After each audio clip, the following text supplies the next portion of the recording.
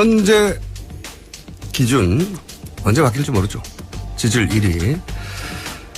부터 모셔서 저희가 따져보기로 했습니다. 이 정부를 어떻게 할 거냐. 문재인 전 대표 나오셨습니다. 안녕하세요. 예, 안녕하세요. 네. 지금 그렇게 웃으실 때가 아닙니다. 제가, 고문을 할 거기 때문에. 제가 다른 얘기 전에 잠깐 문재인 전 대표를 처음 만났을 때 얘기를 드리자면, 그때가 2009년인가요? 10년인가요? 노무현 재단 이사장 계실 때. 제가 그때 아직 정치를 하시기 전이죠. 그래서 뭐 정치 물어보면 절대 안 한다고 하실 텐데. 노무현 재단에서 노무현 재단 내년 사업에 대한 인터뷰를 해달라고 저한테 요청해 왔어요. 그래서 노무현 재단 그 잡지 실을 거라고 인터뷰를 하려고. 딴지일보 총수할 때. 네, 그렇죠. 지금도 총수입니다. 종신 총수고요. 근데 제가 이제 가가지고 노무현 재단 내년 사업을 물어달라고 이제 저를 불렀는데 사업 질문을 안 하고 대선 출마 안 하냐고 질문을 계속했어요. 기억나시죠? 그 질문을 인터뷰 내내 수십 번 했었어요. 제가 어떻게 물어봤냐면 재단 사업 뭐 잘 되겠죠. 그런데 대선 출마 안 하십니까? 그러니까 안 하신다고. 그래서 제가 또 물어봤어요. 안 하시는군요.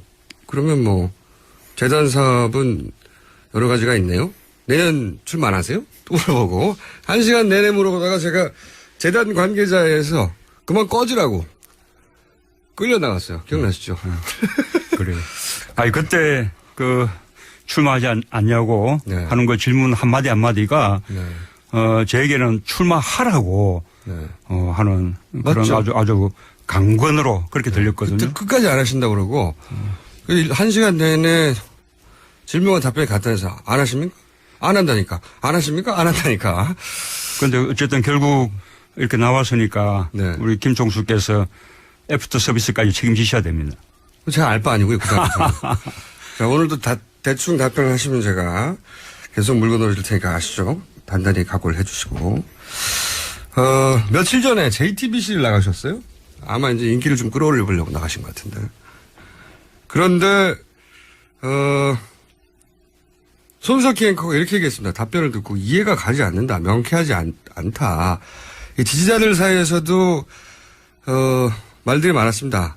저거는 제 답변을 못한 게 아니고 일부러 모호하게 한 것이다. 그러니까 이제 지지자들이 변호를 해주는 거죠. 실드. 그런데 손석희 앵커 말이 맞다고 저는 생각해요. 불분명했고 제가 보기에는 일부러 오는 게 아니고 못한 겁니다. 맞죠? 예, 뭐 아픈 질문인데요. 맞습니다. 제가 답을 잘 못했어요. 좀 깔끔하게 이렇게 답하지 못하고 버벅거렸죠. 아니 이렇게 쉽게 인정하면 제가 맥이 빠지죠. 뭔가 이렇게 아니라고 변명하고 그래야 되는데 미리 손들고 계시면 어떡합니까 이거. 그래 원칙대로 이렇게 답하면 되는 건데 좀 생각이 복잡했어요. 그날 그 인터뷰 가는 길에 그 비박 중진들이 대통령에게 명예퇴진 건의했다라는 이제 속보만 보고 그 내용을 잘 모른 채 가서 이제 질문을 받았는데 그렇다 하더라도 막 원칙대로 답하면 될 건데 제가 혹시 제가 답을 잘못하면 야권이 유리하니까 즉각퇴진과 60일 이내 대선 주장하는 거 아니냐. 그렇게 공격받을까봐 제가 조금 걱정이 돼서 이런저런 이제 괜한 생각들을 하면서 복잡해졌죠. 그런데 깔끔하게 정리하자면 자진 사퇴든 탄핵이든 거기에 후속 절차는 헌법에 따르면 되는 것이고 그밖에 제한이 있다면 그것은 촛불 민심에 따라 판단하면 되는 것이다. 이렇게 깔끔하게 정리하지 못했던 것이 그때 후회가 많이 됐습니다. 그러세요? 네. 후회가 되는 표정이 아닌데 지금 하여튼 후회하셨죠 진짜? 예, 지금도 아쉽습니다. 혹시 사모님한테 바보 소리 안 들으셨어요? 자, 근데 이제 손석희 앵커가 인터뷰를 하다가 이해가 가지 않는다고 멈춘 부분에서 제가 이어서 질문을 드려보면 즉각 하야하면 60일 이내에 대선이니까 본인이 가장 유리한 거 아닙니까? 그래서 주장한 거 아니에요? 뭐 한 가지는 맞고 한 가지는 틀린데요. 우선은 지금 현재 기준으로는 제가 유리할 수 있습니다. 있죠. 예, 막 그렇게 예, 맞습니다. 그 점은 그렇게 보는 것이 상식일 테지요. 하지만 그것도 지금 한치 앞을 예상할 수 없는 그런 정국이어서 장담할 수는 없는 일이고요. 어쨌든 60일 이내 대선은 이런 정치적 계산하고는 전혀 무관하게 헌법이 정해놓은 것입니다. 제가 주장을 한 것이 아닙니다. 헌법이 왜 그렇게 정했냐? 그것은 국정 공백과 혼란을 최소화하기 위한 것이죠. 저는 지금 촛불 민심이 요구하는 것이 바로 그거라고 생각합니다. 박근혜 대통령은 하루빨리 퇴진하고 또 하루빨리 다음 정부를 출범시키자라는 것이 촛불 민심이라고 보거든요. 헌법대로 하면 되는 것입니다. 너 유리하려고 네가 유리하자고 그런 주장하는 거 아니냐. 네. 이런 사람들이야말로 제 말문을 막으려고 그런 정략적인 사고를 하는 것이죠. 틀린 게 뭡니까? 그러면? 제가 다음 대통령이 될까 봐 그분들이야말로 이렇게 정치적 계산을 하는 거라고 그렇게 생각합니다. 그럼 틀린 건 뭡니까? 하나는 맞다. 내가 유리한 건 맞다. 틀린 게 그러면 너 유리한 계산 아니냐. 그건 틀린 것이라. 예. 그래요? 약간 설득되려고 하는데 한마트면. 이건 어떻습니까? 그런 얘기를 이어서 하는 게 뭐냐면 이미 대통령 된 것처럼 행동한다. 예. 저희가 아주 좋은 공격이라고 봐요. 건방진 거 아니냐? 1위가 돼서. 또 다른 후보들한테는 이제 경각심도 불러일으키고 표를 직결시킬 수도 있고. 지지를 오래 하다 보니까 대통령 된 줄 착각하는 거 아니냐? 아닌가요? 그런 말을 하시는 분들은 제가 대통령이 될까봐 무서워서 그런 말을 한다고 생각합니다. 아니, 잘못하지 않았으면 뭘 그렇게 무서워합니까? 정정당당하게 국민들 앞에서 판단받으면 되는 거죠. 지금 새누리당이 일을 복잡하게 만드는 것은 한마디로 무서워서 그런 것입니다. 국민들에 의해서 퇴출될까 봐. 하지만 가짜는 늘 복잡하고 진실은 단순한 법이죠. 판단도 선택도 국민이 한다는 것입니다. 대통령이 내가 좀 행동하는 게 아니다. 그런데 말이죠. 최근에 이 질문을 반드시 들어야 되는데, 이재명 시장은 상종가입니다.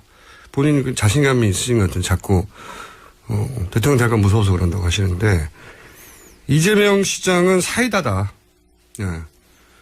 근데 문제는 고구마다. 네.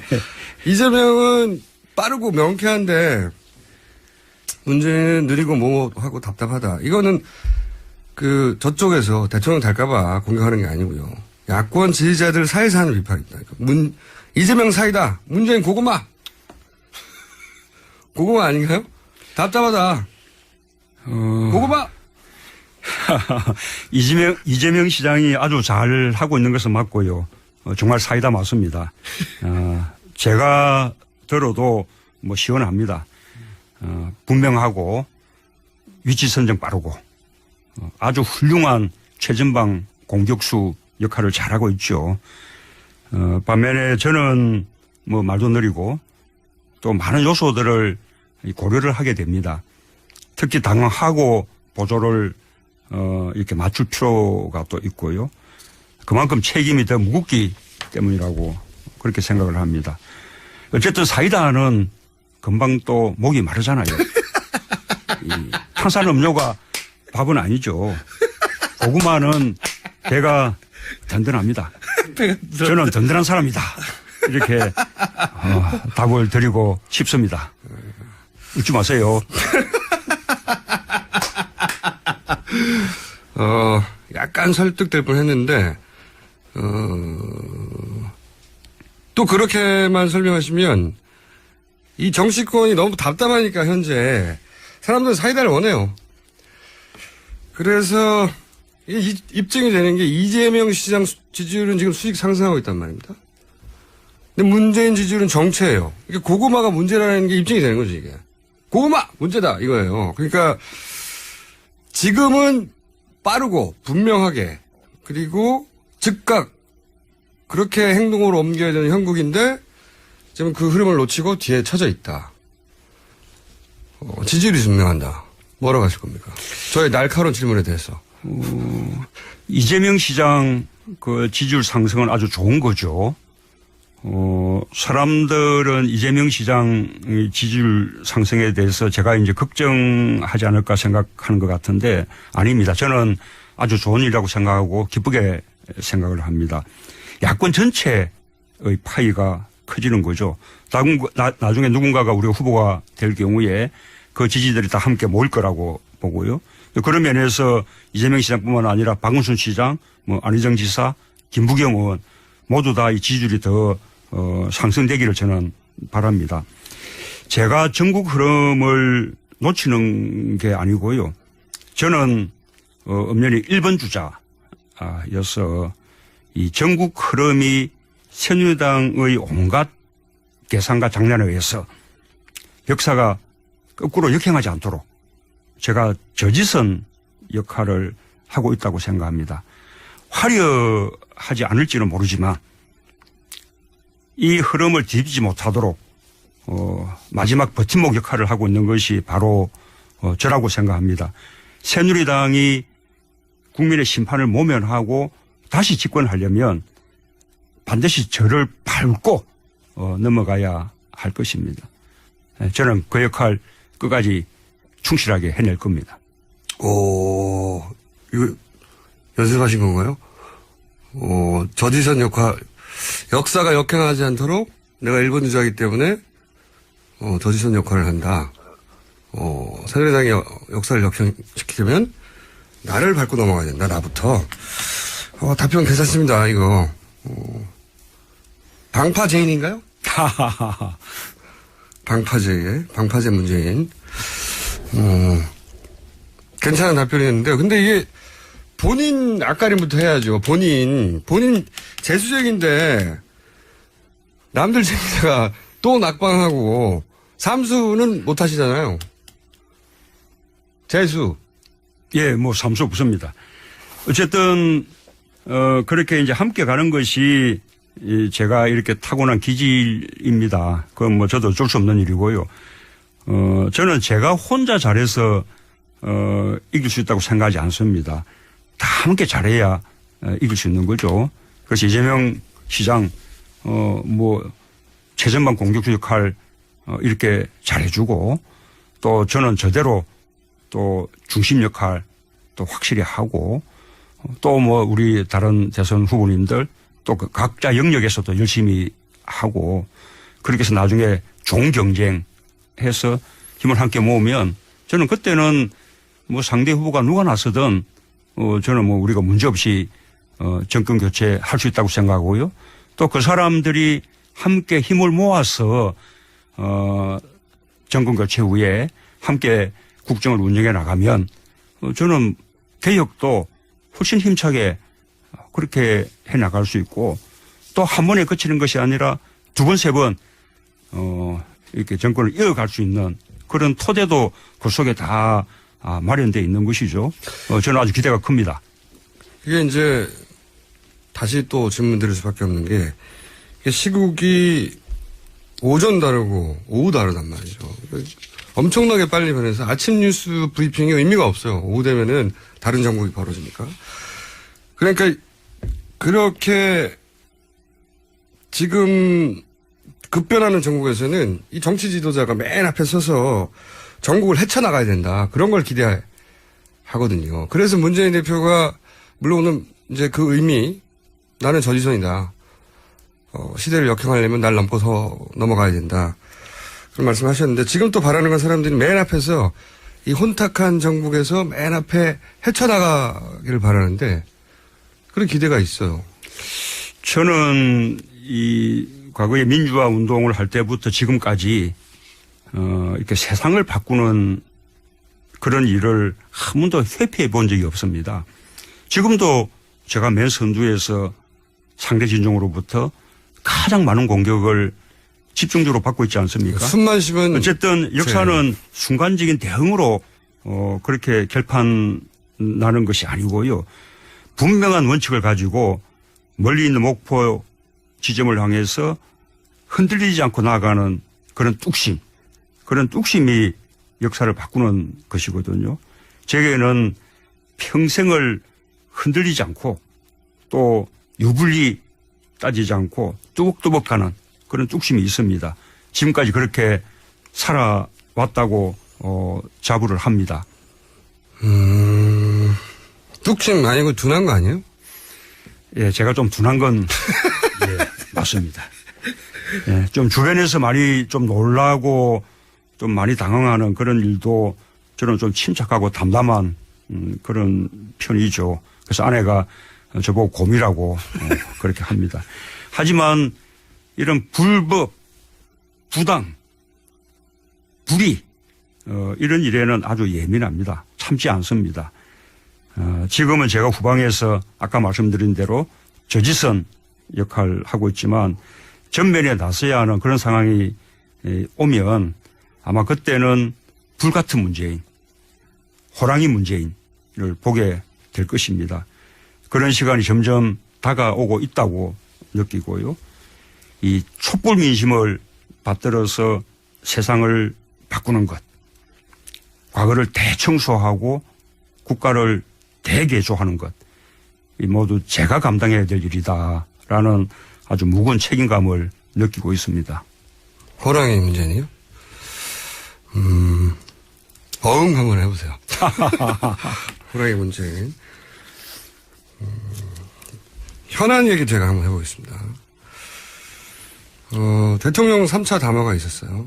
이로 인해서 전국에 급변하게 됐는데 대통령 본인은 한 번도 사익을 추구하지 않았다 이렇게 얘기를 했어요. 박근혜 대통령의 워딩입니다. 이 부분은 어떻게 들으셨습니까?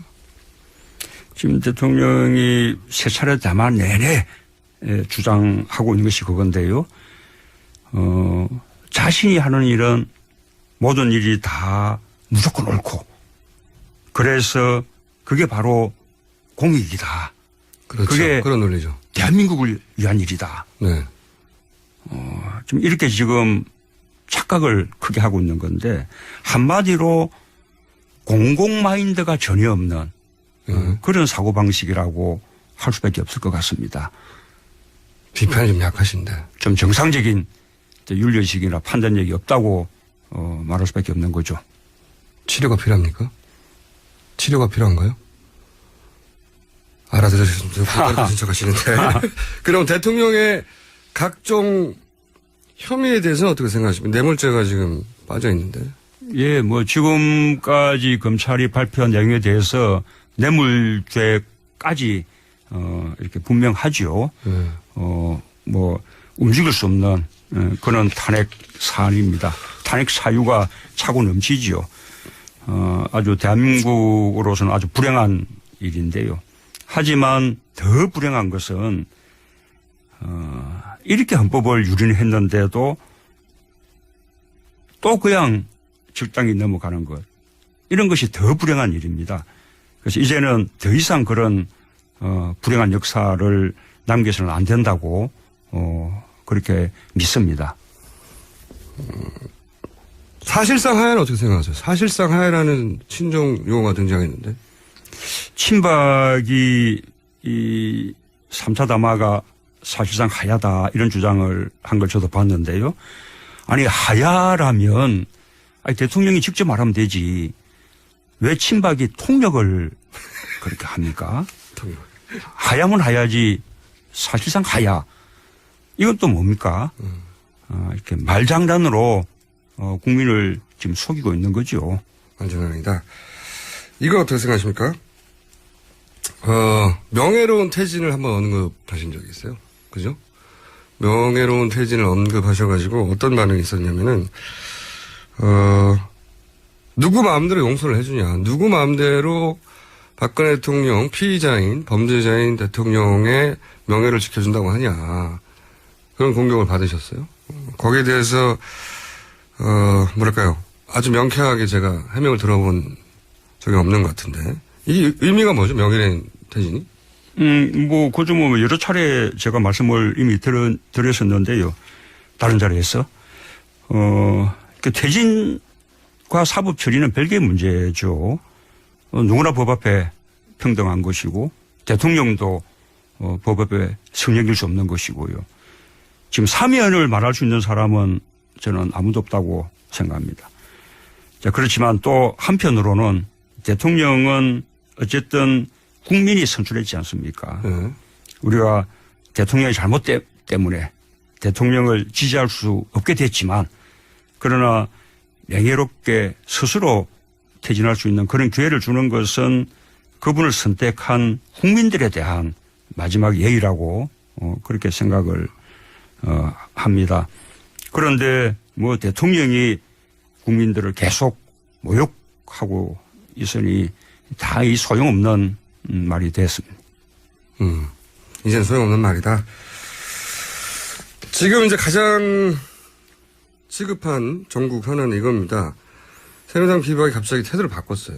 태도를 바꿔서 4월 퇴진, 6월 대선 뭐 이런 당론도 정했고 그다음에 물론 이제 조건을 달았는데 4월 7일까지 대통령이 퇴진 약속을 하면 그때는 탄핵을 안 한다 이런 얘기인데 이미 얘기가 됐겠죠. 그러니까 이런 얘기가 나왔겠죠. 뭐 국민의당도 9일 얘기하다가 5일 얘기하다가 민주당하고 정의당은 2일 주장하다가 또 실패했고 전국이 굉장히 어려워요. 어지럽고 복잡하고 이해가 안 가고 여기 어떻게 대응하는 겁니까? 어떻게 대응해야 맞는 겁니까 이게? 결국 아까 말씀드린 대로 진실은 단순하고 가짜는 복잡한 거죠. 그냥 간명하게 원칙대로 판단하면 될 문제입니다. 자, 지금 대통령은 자격을 상실한 거 아닙니까? 그러면 탄핵되어야 마땅한 거죠. 그 밖에 모든 복잡한 계산은 다 기만이라고 봐야죠. 이 대통령은 임기 단축을 이야기를 했는데 네, 임기 단축은 개헌을 통해서만 가능한 것이거든요. 또 사기에 지나지 않는 거죠. 사기다. 만약에 4월에 조건 없이 스스로 사임하겠다 이렇게 약속을 만약에 한다면 그것은 또 그때 어떻게 또 보상받을 것입니까? 그때 또 약속을 지키지 않으면 또 탄핵을 해야 하는 것이거든요. 실제로 이런 선례가 있어요. 과거에 그래요? 윤부선 대통령 같은 경우에 사임을 선언했다가 바로 그 다음날 번복한 그런 역사적 전례도 있는 것이거든요. 어쨌든 이렇게 복잡하게 만들고 시간을 끌면서 국민들을 지치게 만들겠다는 그런 계산으로 보이죠. 그 사이에 또 불안한 뭐 안보 국면 같은 거 이런 거 이제 만들어서 또 장난을 칠 것입니다. 이런 꼼수들을 다 무력화시켜야 되는데 그럴 수 있는 유일한 힘은 결국은 지치지 않는 촛불입니다. 아직도 이 사람들이 국민 무서운 줄 모르는 것 같습니다. 만약에 국회가 탄핵을 의결하지 못한다면 국민들이 국회를 용서하겠습니까? 저는 용서하지 않을 것 같습니다. 그때 국민의 심판을 어떻게 피할 수 있을지 정말 지켜볼 것입니다. 제가 이제 인터뷰를 몇 번 했었는데 오늘 인터뷰 실력이 좀 늦으신 것 같아요. 아직 좋아하실 땐 이러고 3번 남았기 때문에. 자, 어렵게 모셨습니다. 문재인 전 대표와 함께하고 있고요. 잠시 전하는 말 듣고 3부에서 문재인 대표 인터뷰 이어갑니다. 잠시 후에 뵙겠습니다. 네, 뉴스공장 3부 문재인 전 대표와 함께하고 있습니다. 문자가 쏟아지고 있는데 대부분의 문자가 두 갈래로 나눠지고 있습니다. 문재인 전 대표 변했나? 너무 잘한다. JTBC에서 빰 맞고 뉴스공장에서 화풀이 하고 있다. 이런 얘기들이 있고 또 하나는 서버 폭주해가지고 접속이 자꾸 끊긴다고. 네. 이거는 청취자들 잘못이죠. 한꺼번에 달려들고 그래요. 네. 저희가 팟캐스트에 특별히 오늘은 항상 하는 일이지만 특별히 올리겠습니다 또. 네. 자, 문재인 전 대표님. 자, 따라해보세요. 라디오는 TBS. TBS. 네. 시사는 뉴스공장. 뉴스공장. 손석희보다 손석희보다 김어준. 김어준. 네. 김어준 짱. 김어준 짱. 네. 잘하셨고요. 왜냐면은, 지금 손석희, 앵커의 방송에 가서는 이렇게 버벅거리시고, 저한테 와서 이렇게 잘하시면 제가 굉장히 안 날카로운 사람이 되는 거 아닙니까? 정말 자존심 상한데. 다시 한번 해보시죠. 김어준 짱. 김어준 짱. 네. 잘하셨고요. 자, 이제 현안 얘기 다시 해보자면, 지금 탄핵 공조가 새누리당 비박 때문만이 아니라 국민의당도 야당 공조도 무너지고 있어요. 국민의당도 입장 변화가 있고 야당 공조의 전열로 흐트러지고 있는데 이거 어떻게 보십니까? 야당도 제대로 못하는 건데요. 예, 원래 국민의당도 어제 탄핵 발의 함께 해서 오늘 그 탄핵 의결을 하기로 네. 그렇게 합의했었는데 어제 국민의당이 탄핵 발의를 거부했죠. 네. 그래서 이렇게 야권의 공조가 깨어지는가라는 걱정을 했는데 다행스럽게 오늘 다시 함께 발의하자라고 네. 입장을 변경을 했습니다. 그렇게 해서 5일날 이제 처리하자고 하는 것이니까 탄핵 안건이 5일날 처리가 될지 안 그러면 또 9일날 처리가 될지 그건 알 수는 없지만 뭐 다시 야권 공조가 저는 회복되었다고 생각합니다.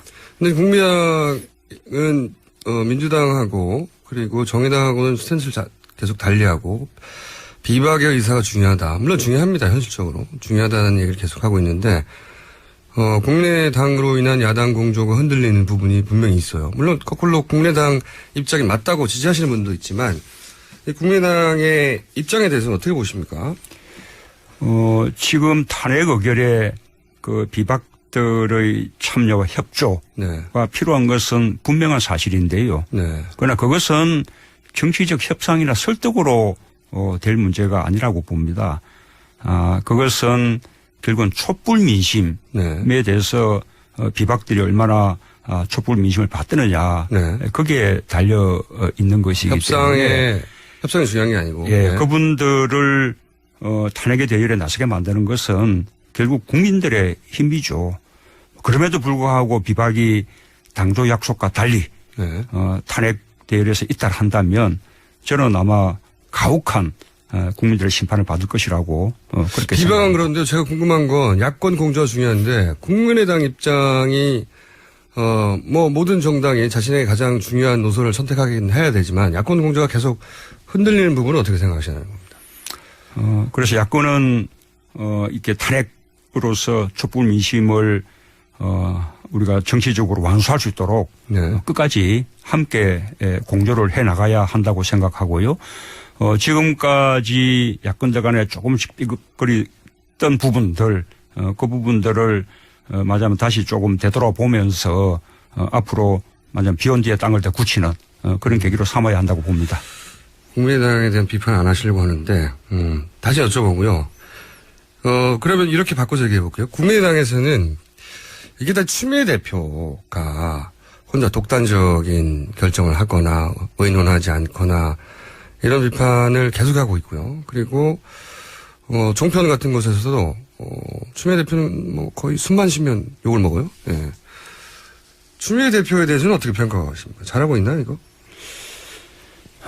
예, 뭐 추미애 대표에 대해서 종편들이 뭐 그렇게 뭐 공격을 한다는 것은 그만큼 추미애 대표가 잘 하고 있다는 뜻이죠.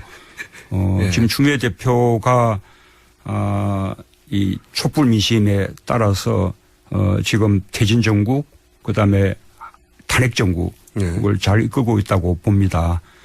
다만 행보에 있어서 말하자면 야권 공조 좀 신경을 써야 되기 때문에 야권 공조를 위태롭게 한다고 하는 그런 공격의 빌미를 제공하지 않도록 그 부분은 조금 더 신경 써 주시면 하는 바람이고요. 저는 국민의당도 지금까지 해왔던 국민의당의 선택이 과연 호남의 민심에 부합하는지 그렇게 끊임없이 이렇게 물어야 한다고 생각합니다. 호남의 민심에 부합하는지. 이건 어떻습니까? 국민의당 얘기를 이제 연속으로 드리자면, 국민의당에서는 탄핵 이전에 총리를 교체해야 한다. 총리를 황교안으로 그냥 갈 수 있느냐. 이런 생각하는 사람도 많이 있습니다. 왜냐면, 황교안 총리는 박근혜 대통령 복심 아니냐? 근데 총리를 그냥 두고 탄핵한다는 게 말이 되느냐? 물론 지금은 탄핵 자체가 불투명해졌지만, 총리 교체, 이 부분은 어떻게 생각하십니까? 지금은 총리 문제로, 이렇게 탄핵 대열을 교란시키거나 또는 탄핵을 지연시키거나 할 때가 아니라고 생각합니다. 이거 어떻습니까? 이런 이야기들이 결국 다, 한 군데로 모이는데 개헌으로 이제 모입니다.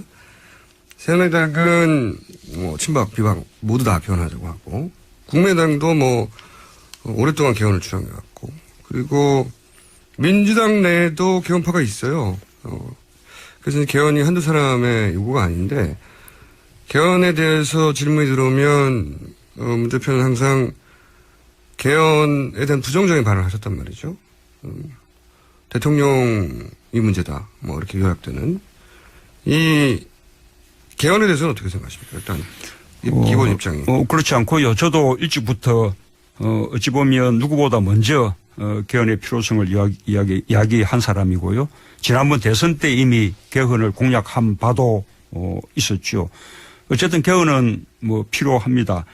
하지만 지금 박근혜 대통령의 퇴진에 집중해야 하는 이 시기에 개헌을 하자고 나서는 것은 이것은 새누리당의 집권을 연장하겠다는 거고 또 혼자서는 집권하기가 어려우니 어떻게든 이렇게 권력을 나누자. 권력을 나눠서 먹자. 라는 그런 거래를 하자는 것이거든요. 여기에 속으면 안 된다는 것입니다. 개헌 자체가 문제가 아니라 지금 개헌을 얘기하는 건 정치적 의도가 있는 것이다. 정치적 의도가 있는 것이다. 예.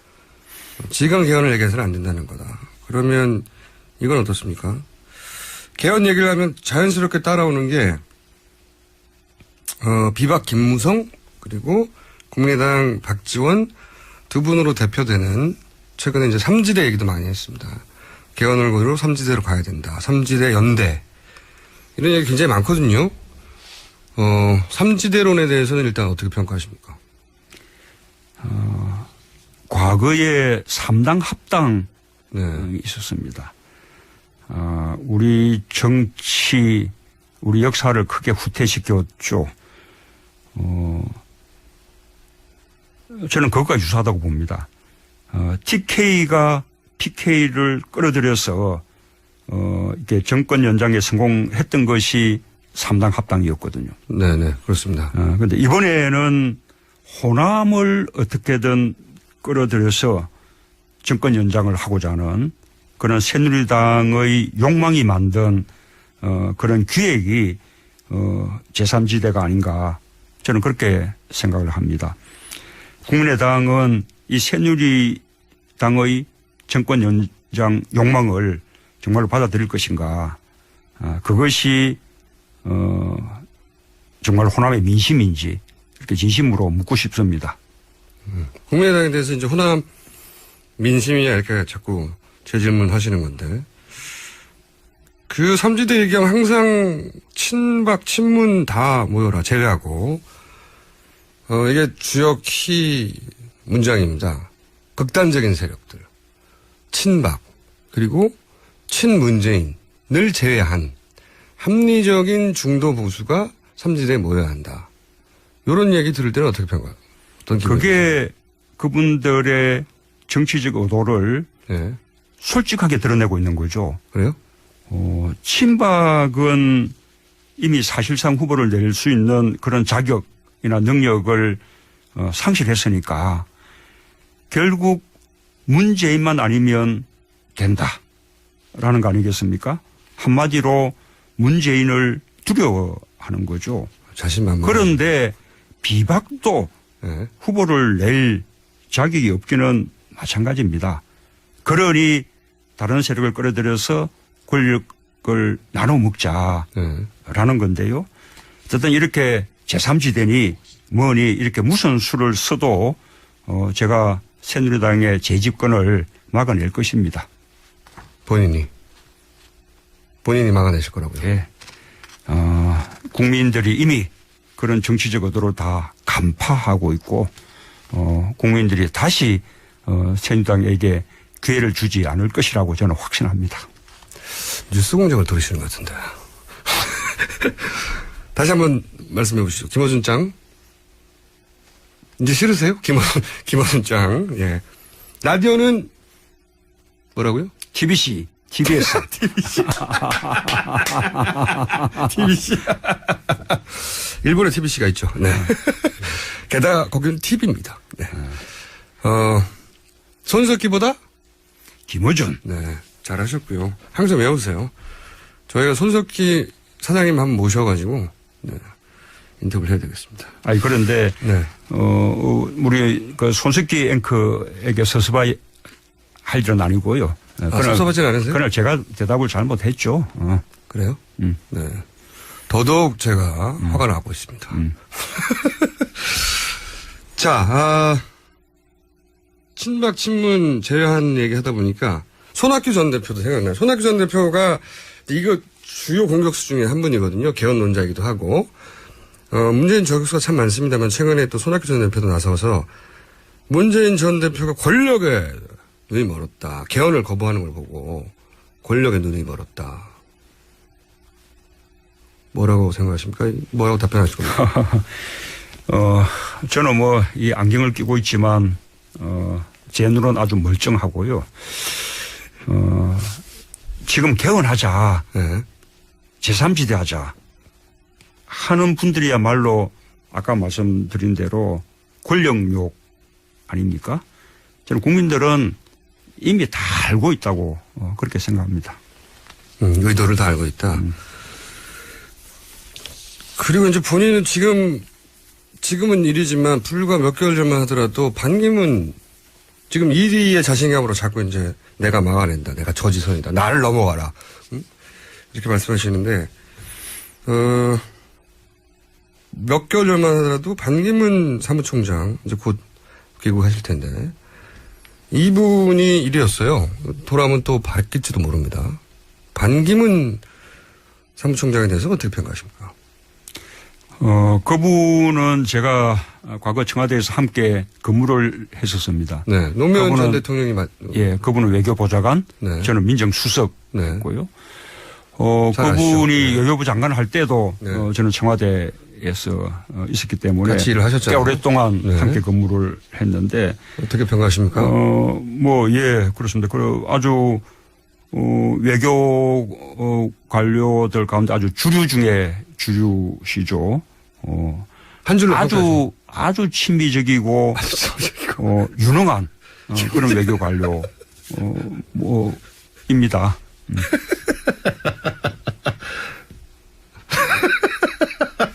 아니 왜 웃으세요? 이게 디스 실력이 굉장히 늦었는데.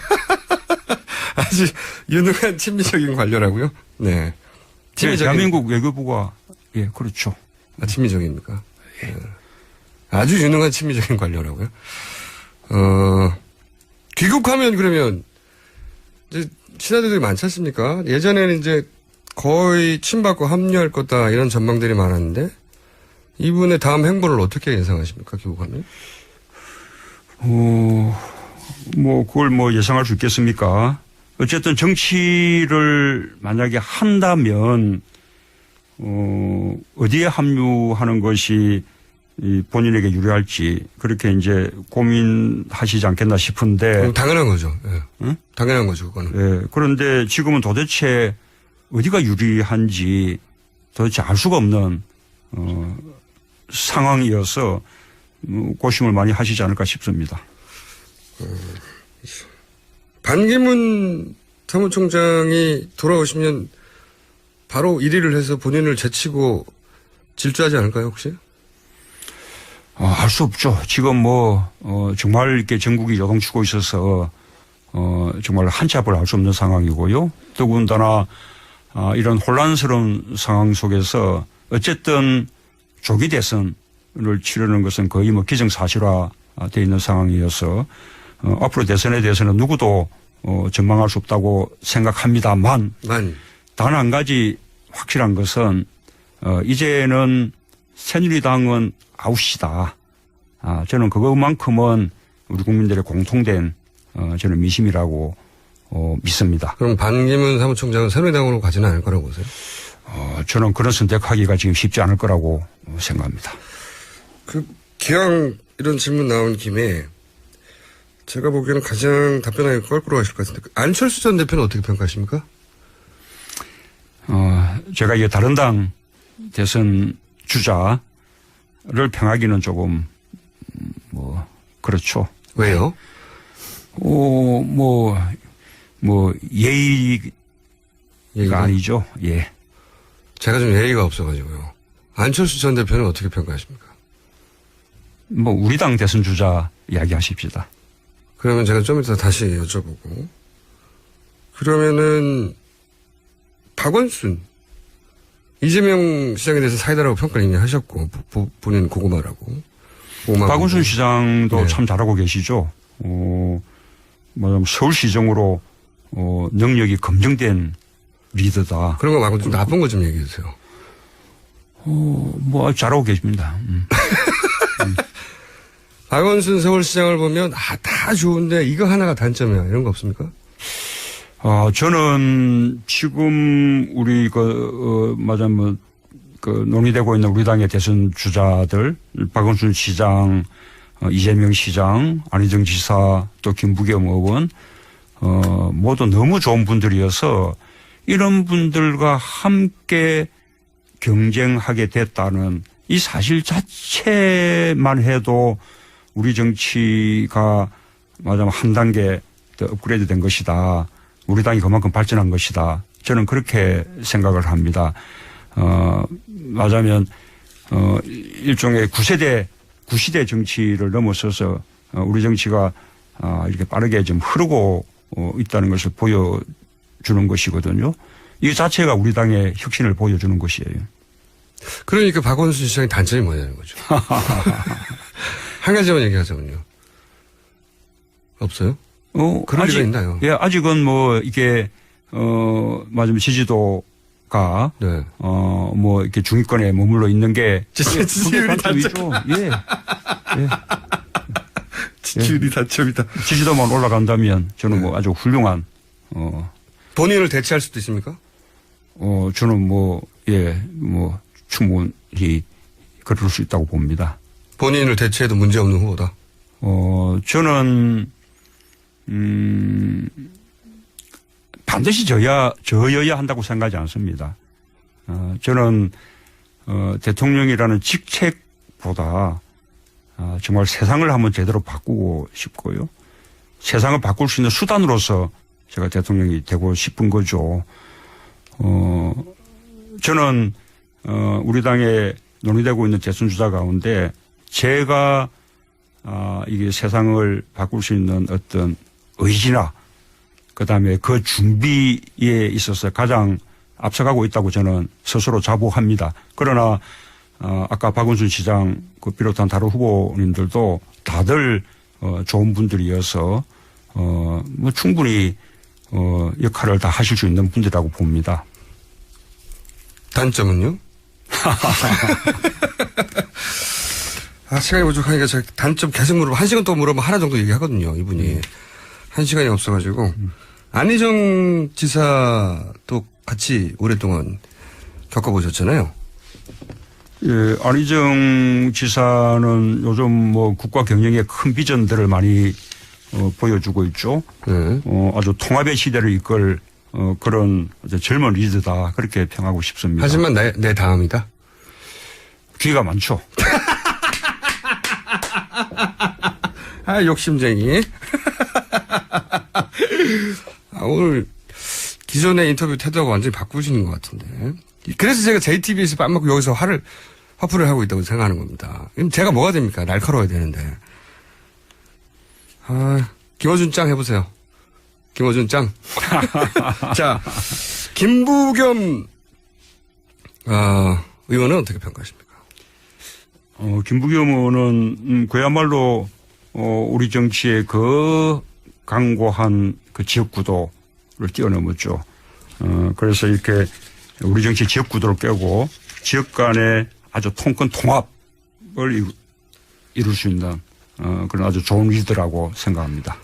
이거 물어보나 많았는데 칭찬만 나옵니다. 김종인 전 대표 어떻게 보십니까? 김종인 전 대표. 곤란하시죠? 김종인 대표님은 뭐 이렇게 경제 민주화에 일가견이 있으신데 어쨌든 네. 그분은 뭐 지금 대선 주자는 아니시니까요.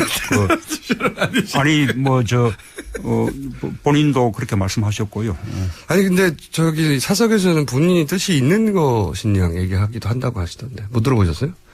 저는 못 들었습니다. 만약에 한다면요. 본인이 나오신다면. 예, 아주 경제 민주화의 일가견을 갖고 계시죠. 그거 빼고는 없나요? 더 필요합니까? 제가 오늘 준비를 많이 하신 것 같은데.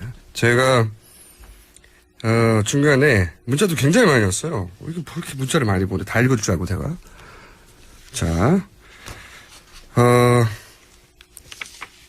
질문 중에 하나 드려볼게요. 아니 이재명 시장도 물어주셔야. 이재명 시장은 아까 사이다라고 하셨지 않습니까? 사이다. 예. 네. 맞습니다. 네, 본인이 분류해요. 그러면 한 줄로 평가하시자면요. 사이다 말고 본인의 워딩으로. 예, 아주 선명한 기치의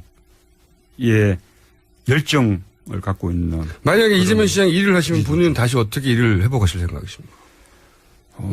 추세가 무서운데.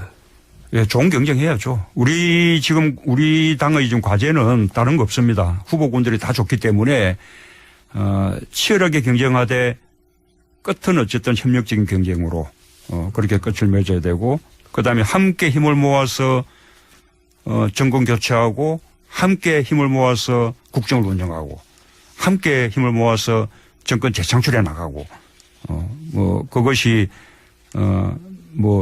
아마 그런 목표에 대해서 우리 당의 대선 주자들 다들 같은 마음일 것이라고 저는 믿습니다.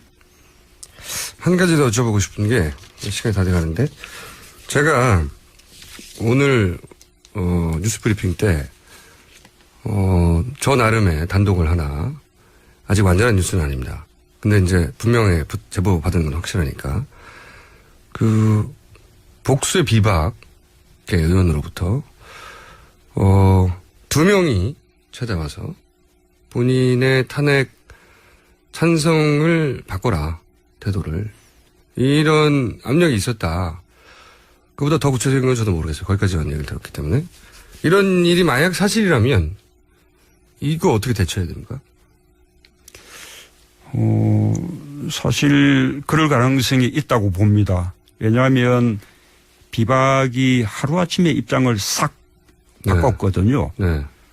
저는 비박도 살아남는 길은 이 탄핵 대열에 동참해서 박근혜 대통령을 퇴진시키는 것만이 비박이 살아남을 수 있는 길이라고 저는 그렇게 생각을 했습니다. 그래서 비박도 탄핵 대열에 함께할 것이라고 생각했고 네. 실제로 비박도 그렇게 선언했었고 오히려 우리보다 앞서서 탄핵으로 가자라고 말했던 네네. 것이 비박이었죠. 그런데 네. 어느 날 갑자기 입장을 완전히 바꿔 담화 한번 했다고 해서. 네, 버렸거든요.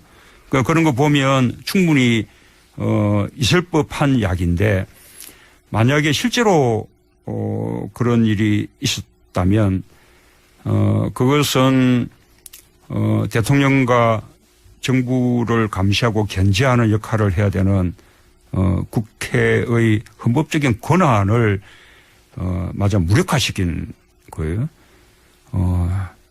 권력 남용은 말할 것도 없고 권한 남용을 넘어서서 저는 그것은 거의 내란의 행위라고 그렇게 생각합니다. 그것조차도 특검에서 규명해야 될 문제가 아닐까 그렇게 봅니다. 만약에 그런 그 정보가 있다면요. 알겠습니다. 여기서부터는 취재 대상인 것 같고요. 앞으로. 자, 시간이 거의 다 됐는데 마지막으로 저희 청취자 혹은 촛불을 들고 거리로 나가시는 분들한테 짧게 하실 말씀 있으시면 해 주십시오. 예, 지금 이 촛불 그 민심은 단순히 박근혜 대통령의 하야만을 요구하는 것이라고 생각하지 않습니다. 박근혜 대통령의 퇴진을 넘어서 우리 세상을 한번 제대로 바꾸자는 거죠. 과거를 확실하게 대청소하고 좀 진정한 민주공화국, 새로운 대한민국 그렇게 만들자는 것이고요. 그것을 정치가 잘 받들어야 한다고 생각합니다. 우리 시민들은 광장에서 촛불로 또 정치는 또 정치의 영역에서 함께 힘을 모아서 새로운 대한민국을 만들어내야 한다고 봅니다. 근데 그렇게 하려고 그러면 지금 박근혜 대통령이 이렇게 막무가내로 버티고 있는 그런 상황 속에서 우리 촛불들이 지치지 않아야 한다고 생각합니다. 끈질기게 촛불을 들어야죠. 비바람이 불거나 폭풍과 몰아쳐도 촛불을 끄트리지 않아야 한다고 생각합니다. 더 많은 촛불, 더 높이 들어야 되죠. 내일 또다시 주말 대규모 촛불 집회가 전국에서 열리는데 보다 많은 시민들이 나오셔서 함께 촛불을 들어주셨으면 합니다. 알겠습니다. 오늘 여기까지 하겠습니다. 지금까지 문재인 전 대표였습니다. 현재 기준 언제 바뀔지 모르죠. 지지율 1위. 부터 모셔서 저희가 따져보기로 했습니다. 이 정국을 어떻게 할 거냐. 문재인 전 대표 나오셨습니다. 안녕하세요. 예, 안녕하세요. 네. 지금 그렇게 웃으실 때가 아닙니다. 제가, 고문을 할 거기 때문에. 제가 다른 얘기 전에 잠깐 문재인 전 대표를 처음 만났을 때 얘기를 드리자면, 그때가 2009년인가요? 10년인가요? 노무현 재단 이사장 계실 때. 제가 그때 아직 정치를 하시기 전이죠. 그래서 뭐 정치 물어보면 절대 안 한다고 하실 텐데. 노무현재단에서 노무현재단 내년 사업에 대한 인터뷰를 해달라고 저한테 요청해 왔어요. 그래서 노무현재단 그 잡지 실을 거라고 인터뷰를 하러. 딴지일보 총수할 때. 네, 그렇죠. 지금도 총수입니다. 종신 총수고요. 근데 제가 이제 가가지고 노무현재단 내년 사업을 물어달라고 이제 저를 불렀는데 사업 질문을 안 하고 대선 출마 안 하냐고 질문을 계속했어요. 기억나시죠? 그 질문을 인터뷰 내내 수십 번 했었어요. 제가 어떻게 물어봤냐면 재단 사업 잘 되겠죠. 그런데 대선 출마 안 하십니까? 그러니까 안 하신다고. 그래서 제가 또 물어봤어요. 안 하시는군요. 그러면 재단 사업은 여러 가지가 있네요. 내년 출마 안 하세요? 또 물어보고 1시간 내내 물어보다가 제가 재단 관계자에서 그만 꺼지라고 끌려 나갔어요. 기억나시죠? 그래요. 그때 출마하지 않냐고 네. 하는 그 질문 한마디 한마디가 네. 저에게는 출마하라고 네.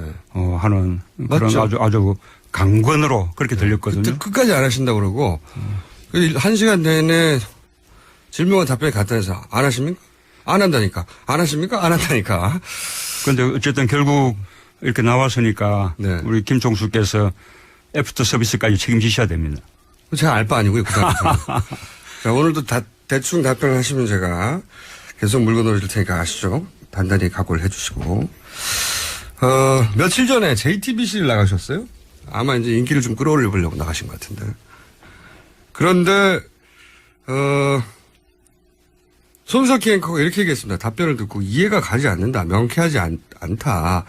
이 지지자들 사이에서도, 말들이 많았습니다. 저거는 제 답변을 못한 게 아니고 일부러 모호하게 한 것이다. 그러니까 이제 지지자들이 변호를 해주는 거죠. 실드. 그런데 손석희 앵커 말이 맞다고 저는 생각해요. 불분명했고 제가 보기에는 일부러 오는 게 아니고 못한 겁니다. 맞죠? 예, 아픈 질문인데요. 맞습니다. 제가 답을 잘 못했어요. 좀 깔끔하게 이렇게 답하지 못하고 버벅거렸죠. 아니, 쉽게 인정하면 제가 맥이 빠지죠. 뭔가 이렇게 아니라고 변명하고 그래야 되는데 미리 손들고 계시면 어떡합니까, 이거. 그래, 원칙대로 이렇게 답하면 되는 건데 좀 네. 생각이 복잡했어요. 그날 그 인터뷰 가는 길에 그 비박 중진들이 대통령에게 명예퇴진 건의했다라는 이제 속보만 보고 그 내용을 잘 모른 채 가서 이제 질문을 받았는데 네. 그렇다 하더라도 막 원칙대로 답하면 될 건데 네. 제가 혹시 제가 답을 잘못하면 야권이 유리하니까 즉각 퇴진과 60일 이내 대선 주장하는가 이렇게 결판 나는 것이 아니고요. 분명한 원칙을 가지고 멀리 있는 목표 지점을 향해서 흔들리지 않고 나아가는 그런 뚝심, 그런 뚝심이 역사를 바꾸는 것이거든요. 제게는 평생을 흔들리지 않고 또 유불리 따지지 않고 뚜벅뚜벅 가는 그런 뚝심이 있습니다. 지금까지 그렇게 살아왔다고 자부를 합니다. 뚝심 아니고 둔한 거 아니에요? 예, 제가 좀 둔한 건 예, 맞습니다. 예, 좀 주변에서 많이 좀 놀라고 좀 많이 당황하는 그런 일도 저는 좀 침착하고 담담한 그런 편이죠. 그래서 아내가 저보고 곰이라고 그렇게 합니다. 하지만 이런 불법, 부당, 불의 이런 일에는 아주 예민합니다. 참지 않습니다. 지금은 제가 후방에서 아까 말씀드린 대로 저지선 역할을 하고 있지만 전면에 나서야 하는 그런 상황이 오면 아마 그때는 불같은 문재인, 호랑이 문재인을 보게 될 것입니다. 그런 시간이 점점 다가오고 있다고 느끼고요.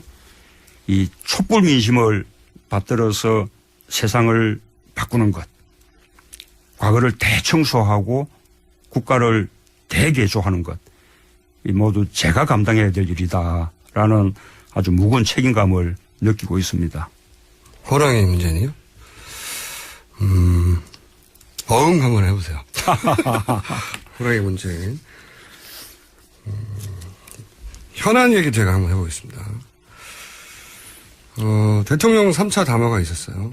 이로 인해서 전국이 급변하게 됐는데 대통령 본인은 한 번도 사익을 추구하지 않았다 이렇게 얘기를 했어요. 박근혜 대통령의 워딩입니다. 이 부분은 어떻게 들으셨습니까? 지금 대통령이 세 차례 담화 내내 주장하고 있는 것이 그건데요. 자신이 하는 일은 모든 일이 다 무조건 옳고 그래서 그게 바로 공익이다. 그렇죠. 그게 그런 논리죠. 대한민국을 위한 일이다. 네. 좀 이렇게 지금 착각을 크게 하고 있는 건데 한마디로 공공 마인드가 전혀 없는 그런 사고방식이라고 할 수밖에 없을 것 같습니다.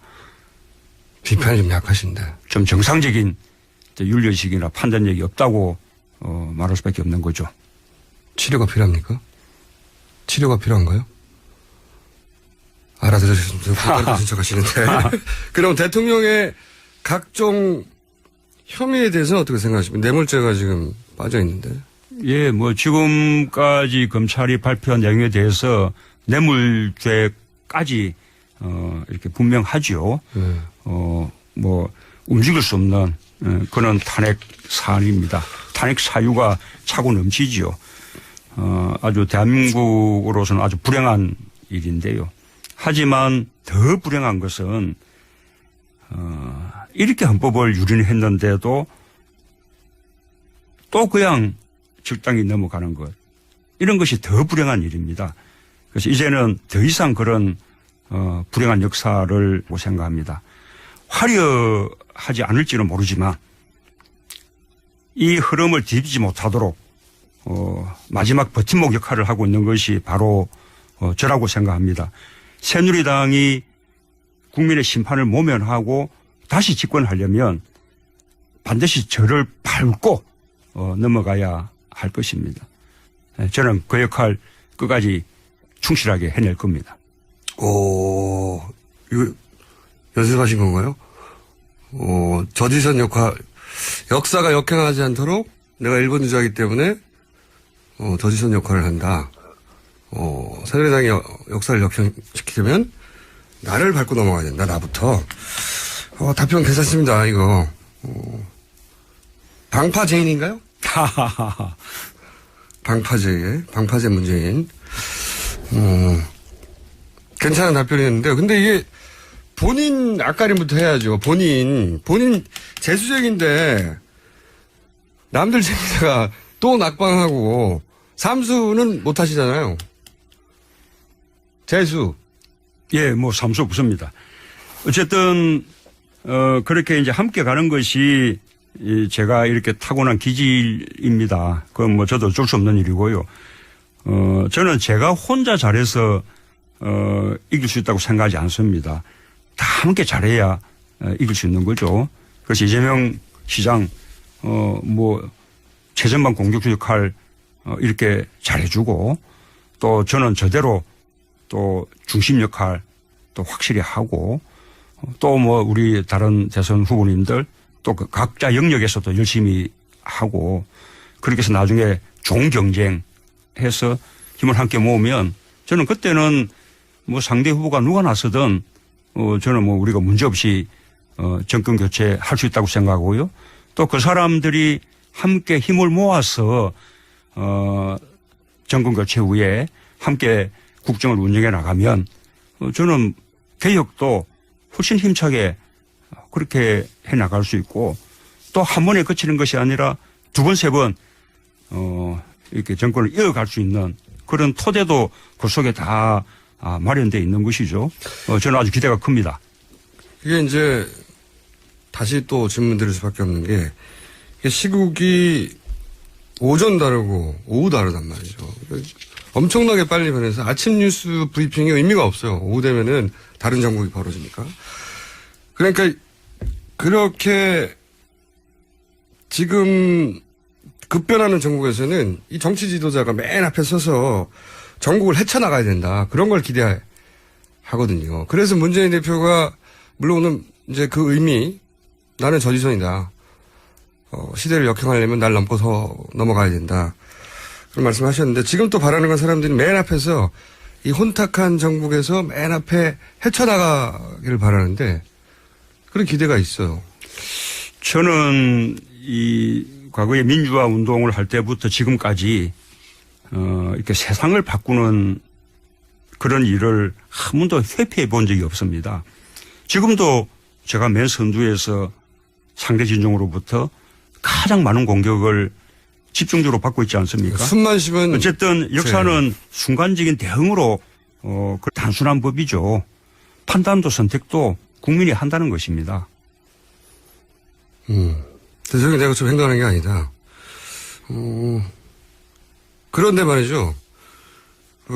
최근에 이 질문을 반드시 들어야 되는데 이재명 시장은 상정가입니다. 본인 자신감이 있으신 것 같은 자꾸 대통령 될까 무서워서 그런다고 하시는데 이재명 시장은 사이다다. 예. 근데 문제는 고구마다.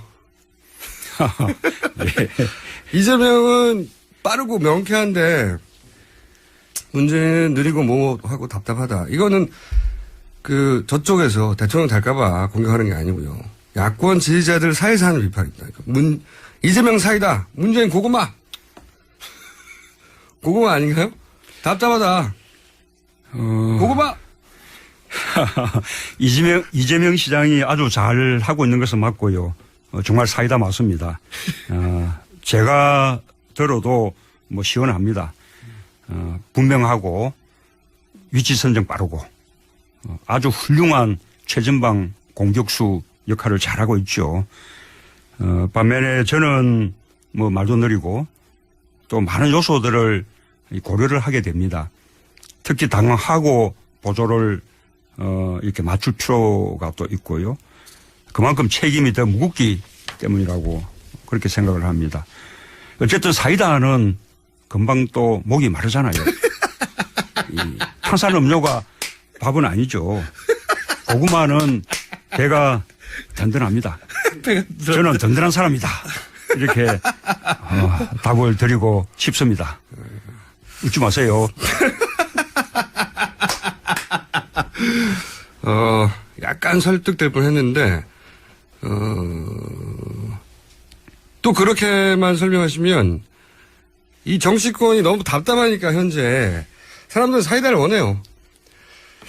그래서 입증이 되는 게 이재명 시장 지지율은 지금 수직 상승하고 있단 말입니다.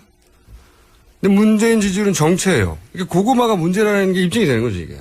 고구마 문제다 이거예요. 그러니까 지금은 빠르고 분명하게 그리고 즉각 그렇게 행동으로 옮겨야 되는 형국인데 지금 그 흐름을 놓치고 뒤에 처져 있다. 지지율이 증명한다. 뭐라고 하실 겁니까? 저의 날카로운 질문에 대해서. 이재명 시장 그 지지율 상승은 아주 좋은 거죠.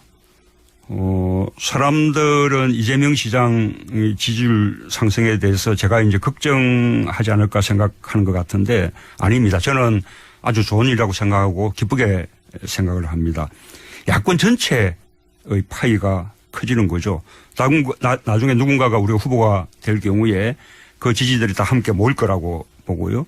그런 면에서 이재명 시장뿐만 아니라 박원순 시장, 안희정 지사, 김부겸 의원 모두 다 이 지지율이 더 상승되기를 저는 바랍니다. 제가 전국 흐름을 놓치는 게 아니고요. 저는 엄연히 1번 주자여서 이 전국 흐름이 새누리당의 온갖 계산과 장난에 의해서 역사가 거꾸로 역행하지 않도록 제가 저지선 역할을 하고 있다고 하느냐. 네. 그러니까 공격받을까봐 제가 조금 걱정이 돼서 이런저런 이제 괜한 생각들을 하면서 복잡해졌죠. 그런데 네. 깔끔하게 정리하자면 자진 사퇴든 탄핵이든 그 뒤에 후속 절차는 헌법에 따르면 되는 것이고 그밖에 제한이 있다면 그것은 촛불 민심에 따라 판단하면 되는 것이다. 이렇게 깔끔하게 정리하지 못했던 것이 그 뒤에 후회가 많이 됐습니다. 그러세요? 네.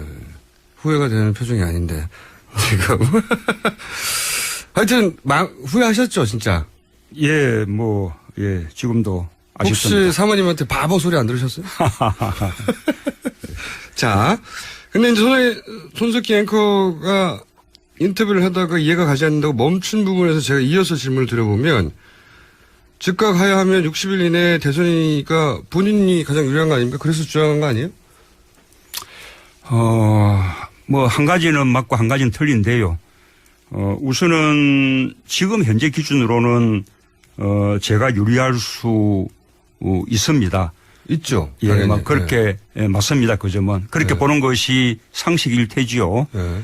하지만 그것도 지금 한치 앞을 예상할 수 없는 그런 정국이어서 장담할 수는 없는 일이고요. 어쨌든 60일 이내 대선은 이런 정치적 계산하고는 저는 무관하게 헌법이 정해놓은 것입니다. 제가 주장을 한 것이 아닙니다. 헌법이 왜 그렇게 정했냐? 그것은 국정 공백과 혼란을 최소화하기 위한 것이죠. 저는 지금 촛불 민심이 요구하는 것이 바로 그거라고 생각합니다. 박근혜 대통령은 하루빨리 퇴진하고 또 하루빨리 다음 정부를 출범시키자라는 것이 촛불 민심이라고 보거든요. 헌법대로 하면 되는 것입니다. 너 유리하려고 네가 유리하자고 그런 주장하는 거 아니냐. 네. 이런 사람들이야말로 제 말문을 막으려고 그런 정략적인 사고를 하는 것이죠. 틀린 게 뭡니까? 그러면? 제가 다음 대통령이 될까 봐 그분들이야말로 이렇게 정치적 계산을 하는 거라고 그렇게 생각합니다. 그럼 틀린 건 뭡니까? 하나는 맞다. 내가 유리한 건 맞다. 틀린 게 그러면 너 유리한 계산 아니냐. 그건 틀린 것이라. 예. 그래요? 약간 설득되려고 하는데 한마디면. 이건 어떻습니까? 그런 얘기를 이어서 하는 게 뭐냐면 이미 대통령 된 것처럼 행동한다. 예. 저희가 아주 좋은 공격이라고 봐요. 건방진 거 아니냐? 1위가 돼서. 또 다른 후보들한테는 이제 경각심도 불러일으키고 표를 직결시킬 수도 있고. 지지를 오래 하다 보니까 대통령 된 줄 착각하는 거 아니냐? 아닌가요? 그런 말을 하시는 분들은 제가 대통령이 될까봐 무서워서 그런 말을 한다고 생각합니다. 잘못하지 않았으면 뭘 그렇게 무서워합니까? 정정당당하게 국민들 앞에서 판단받으면 되는 거죠. 지금 새누리당이 일을 복잡하게 만드는 것은 한마디로 무서워서 그런 것입니다. 국민들에 의해서 퇴출될까 봐. 하지만 가짜는 늘 복잡하고 진실은